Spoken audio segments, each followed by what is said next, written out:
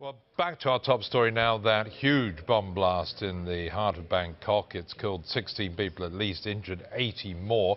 Joined now from Didcot, Oxfordshire, by Lloyd Figgins. He's an international security expert, worked extensively in Thailand, deals with the whole question of crisis and risk management. I imagine for a lot of people who go there on business and go there on holiday, they hadn't really thought of it as being a high-risk country, so it's going to be a bit of a shock, this.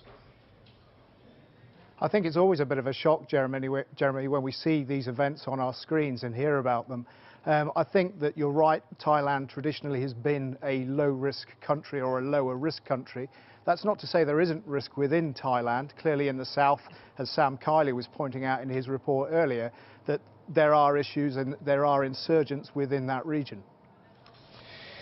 There are actually, I mean, when you look at it, there are quite a number of possibilities. Nobody yet has pointed the finger directly at the perpetrators. The authorities are suggesting there is some political connotation to this. From your experience, where would you be looking first? Well, first of all, Jeremy, I think we have to recognise that risk is everywhere, and what we tend to do is carry out a very, very conclusive threat assessment of any country that any of our people are operating in, and whether that is for tourism or whether it's for business. Then we move on from that, we look at site-specific risk assessments, and then we start looking at our emergency response planning. I think that really at the moment it's probably too early in the investigation to say that fingers are pointing in any direction. I think now is a time for collecting that evidence and making sure that the authorities are getting as much information as they possibly can to find out exactly what happened here.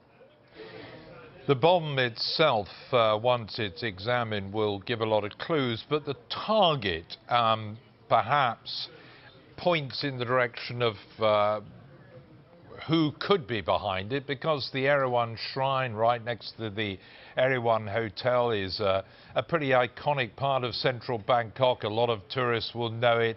A lot of people who've seen political demonstrations over the years will realise that it's pretty familiar as a political gathering point. It may perhaps inform us a little bit about what could be going on and what the targets could be. I think there's a degree of truth in that, but there's also a lot of unknowns within this whole equation. I think that there's a number of different aspects at play here. Yes, there could be religious motivations for this, there could be political motivations for this, and it could be a case that tourists were targeted, or it could be a combination of all those things. I think you're familiar with that area of Thailand as much as I am, and I think that really if people were going to target tourists specifically, there's plenty of bars on the Khao San Road and places like that where they really could go and target specifically tourists. We haven't actually seen that with this attack. Yes, tourists go to that shrine, but so do worshippers, Thai people, on an everyday visit to somewhere like that. And I think really until we get that more information, we're not going to know what happened here. 300,000 Brits go there every year. Many more, millions of foreigners go there on holiday each year. It's going to be difficult for the various governments involved, like the Foreign and Commonwealth Office here, to know just how to couch the advice to people who enjoy going to Thailand. And Thailand's a fantastic destination. And I think we've got to put this into some sort of perspective.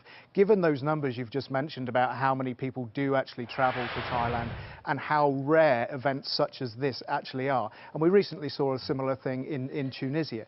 However, what I would say is that people do need to pay as much attention as they possibly can to government advice and not just look at their own government's advice. For instance, have a look at what the Australians are doing, have a look at what the Canadians and the US are doing, as well as the British FCO. And I'd also say that I would encourage people to look outside of those government agencies as well. Look a little bit further. There's some very, very credible security analysts on Twitter, on social media. And if you were to follow my feed or have a look at my feed at Lloyd Figgins, have a look at the people I follow, because those are the people who are on the ground getting credible information. Now, if tourists and travellers were also to have that information, they could make a more informed choice about whether they need to travel there, whether they want to travel there, and whether or not they're going to be safe there. Lloyd Figgins, wise advice. Thanks very much indeed for your input.